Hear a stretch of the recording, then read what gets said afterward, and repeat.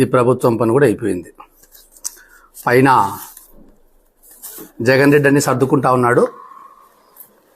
ఇక్కడ లోకల్లో ఎమ్మెల్యేలు కూడా సూట్ కేసులు సర్దుకొని రెడీగా ఉన్నారు.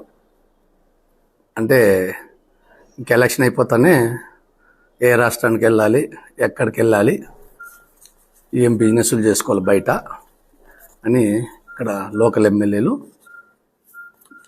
మాజీ మంత్రులు అంతా వాళ్ళు ప్రిపేర్ అయ్యారు. అక్కడ జగన్ రెడ్డి కూడా తన పని అయిపోయిందని చెప్పేసి ఆయనకు కూడా తెలిసిపోయింది. ఎందుకంటే సొంత పార్టీలోనే తిరుగుబాటు మొదలైంది. ఎక్కడ చూసినా ఎమ్మెల్యేలు, మాజీ మంత్రులు అంతా కూడా తిరుగుబాటు బావుట ఎగరేశారు. ఉదాహరణకు నిన్నటి రోజు బీసీ అయినటువంటి కాపు రామచంద్రారెడ్డి, అదేవిధంగా పక్కన ఉన్నటువంటి మొన్నటిదాకా మంత్రిగా ఉన్నాడు, ఇప్పుడు మాజీ మంత్రి పక్కన ఉన్నటువంటి శంకరనారాయణ గారు. ఎందుకంటే అక్కడ కూడా శంకరనారాయణ అనుచరులంతా కూడా ధర్నాలు అవి చేస్తూ ఉన్నారు. అదేవిధంగా కదిరైతేనేమి చాలా నియోజకవర్గాల్లో వాళ్ళ ఎమ్మెల్యేలు అంతా కూడా రాష్ట్ర వ్యాప్తంగా తిరుగుబాటు బావుట ఎగరేశారు. ఎందుకంటే వాళ్ళకు కూడా తెలిసిపోయింది ఈ జగన్ రెడ్డి పని అయిపోయింది, ఈ వైసీపీ పని అయిపోయింది, ఇంకా మూటాముళ్ళు సర్దుకుంటే మంచిది పార్టీ నుంచి. మనం కూడా ఇతను చేసిన పనికి మనం కూడా రోడ్లను పడిపోయే పరిస్థితికి వచ్చేసినాం, అంటే జనాలతో మూపించుకునే పరిస్థితికి వచ్చేసినామని చెప్పేసి వాళ్ళు కూడా లోన్ టికెట్లు ఇవ్వకపోతే సంతోషపడుతున్నారు. అది జగన్ రెడ్డి తెలిసినట్లేదు. మళ్ళీ ఆయన పక్కకి ఆయన పంపిస్తారేమో అని చెప్పేసి తిరుగుబాటు బావుట ఎగరేసినట్లు వాళ్ళు కూడా నటిస్తారు. ఎందుకంటే మళ్ళీ ఆడికి ఇటుకి మారితే ఊరికి ఆడిపోయి గెలిచేదిలే పెట్టేదిలే, మనం ఈ జగన్ రెడ్డికి ఉండే చెడ్డ అంతా మనకు వస్తుంది, అక్కడ పోయినా మనం ఓడిపోయేదే అని చెప్పేసి ప్రతి ఒక్కరు కూడా వైసీపీ నాయకులంతా కూడా ఎమ్మెల్యేలు, మంత్రులు అభద్రతా భావంతో ఉన్నారు. అదేవిధంగా రాష్ట్రంలో ఎక్కడా కూడా పాలన జరగలేదు. ప్రభుత్వం అసలు గాడి తప్పింది. మనం చూస్తూ ఉన్నాం. దాదాపుగా 26 రోజులైంది ఇప్పటికి అంగన్వాడీ టీచర్లు, వర్కర్లు అంతా కూడా, ఆయలంతా కూడా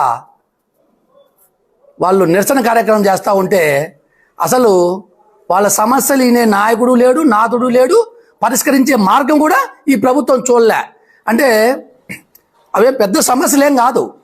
ఈ జగన్ రెడ్డి గతంలో పాదయాత్ర చేసుకుంటూ ఏదో నోటుకొచ్చిన వాగ్దానాలు ఇచ్చేశారు ఆ అంగన్వాడీ టీచర్లకు, ఆయాలకు. పక్క రాష్ట్రం కన్నా ఎక్కువ ఇస్తాం, ఆ రాష్ట్రం కన్నా బాగా పరిపాలన చేస్తామని చెప్పారు. ఇప్పుడు ఏం చేస్తా ఉన్నావు నువ్వు? ఎంత ఇస్తున్నారు ఇప్పుడు మీరు? ఆ యొక్క తిరస్కరణలో భాగంగా వారి పార్టీలో కూడా వాళ్ళ సొంత పార్టీలో ఈరోజు తిరుగుబాటు పరిస్థితి వచ్చేసింది. ముఖ్యంగా చూస్తూ ఉన్నాం మనం.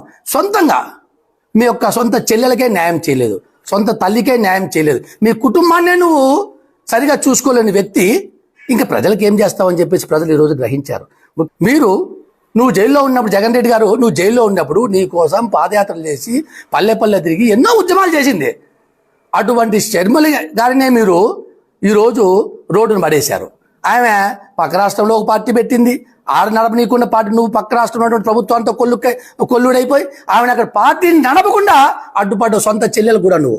ఆమె లాస్ట్కు ఆ పార్టీని తీసుకెళ్లి కాంగ్రెస్ పార్టీలు కలిపేదాకా నీ యొక్క కక్ష సాధింపు చర్యలు అంతవరకు సొంత చెల్లెల మీద తీర్చుకున్నావు. సొంత బాబాయిని ఈరోజు సొంత బాబాయిని చంపితే ఎవరు చంపినారు ఇంతవరకు కూడా బయట తీసే పరిస్థితులు నువ్వు. ప్రతిపక్షంలో ఉన్నాడేమో సిబిఐ దర్యాప్తు కాలను, ఆ దర్యాప్తు కాలను. ఈరోజు స్వయం ప్రభుత్వమే నీ చేతిలో ఉంది, పోలీసు నీ చేతిలో ఉంది. ఇంతవరకు కూడా దాని దర్యాప్తు ముందుకు రాగలను. ఎందుకు? దర్యాప్తు చేస్తే నీ తమ్ముడు దాంట్లో దోషి, మీ చిన్న దాంట్లో దోషి, ఇవన్నీ బయటకు వస్తాయని చెప్పేసి దాన్ని కప్పెడతా ఉన్నావు. సొంత మీ తల్లి మన విజయమ్మ గారిని, ఆమెను హైదరాబాద్లో కూర్చోబెట్టేస్తే ఆమెకు ఉన్నటువంటి అధ్యక్ష పదవి కూడా రాజీనామా చేసేదాకా వదలలే నువ్వు. సొంత తల్లి గౌరవాధ్యక్షులుగా ఉంటే వైసీపీకి ఆమె రాజీనామా చేయించావు ఆమెతో. ఎక్కడ నువ్వు ఏం పాలన చేస్తావు? ప్రజలకు ఏం న్యాయం చేస్తావు? నీ కుటుంబంలోనే తల్లిని చెల్లిని ఉద్ధరించలేని వ్యక్తివే నువ్వు ప్రజలకు ఏం న్యాయం చేస్తావు? పొత్తుల్లో ఎన్ని సీట్లు అనేది టీడీపీ జనసేన, అది చంద్రబాబు నాయుడు గారు, పవన్ కళ్యాణ్ గారు నిర్ణయం తీసుకుంటారు. తప్పకుండా రాష్ట్రంలో జనసేన పార్టీ కీలక రోల్ తీసుకుంటుంది. అందులో భాగంగా మంచి, అంటే అధ్యక్షులు ఎదురు కూర్చొని తప్పకుండా మంచి నిర్ణయం తీసుకుంటారు. అది దాంట్లో గ్యారెంటీగా ఉంటుంది. ఈ రాష్ట్రంలో జనసేన పార్టీ కీలక భూమిక పోషిస్తుంది. పవన్ కళ్యాణ్ గారు జనసేన పార్టీ. ఎందుకంటే జనసేన పార్టీ రాష్ట్రంలో ప్రభుత్వ వ్యతిరేక ఓటును చీలనివ్వకూడదు అనే ఏకైక లక్ష్యంతో, ఈ యొక్క దుష్ట పాలన అంతమొందించాలని ఏకైక లక్ష్యంతో ఆయన కంకణం కట్టుకున్నారు. ఆయన ఏ విధంగా అయితే రాష్ట్రంలో ఈ దుష్ట పాలన అంతమొందించాలనుకున్నారో, ప్రభుత్వ వ్యతిరేక ఓటును చీలనీయకుండా, ఇక్కడ కూడా ధర్మవరంలో ప్రభుత్వ వ్యతిరేక ఓటును, కేతిరెడ్డి దుర్మార్గ వ్యతిరేక ఓటును చీలనివ్వకుండా ఖచ్చితంగా ధర్మవరంలో జనసేన పార్టీ కీలక భూమిక పోషిస్తుంది. ధర్మవరంలో జనసేన పార్టీ జెండా ఎగరేస్తుంది.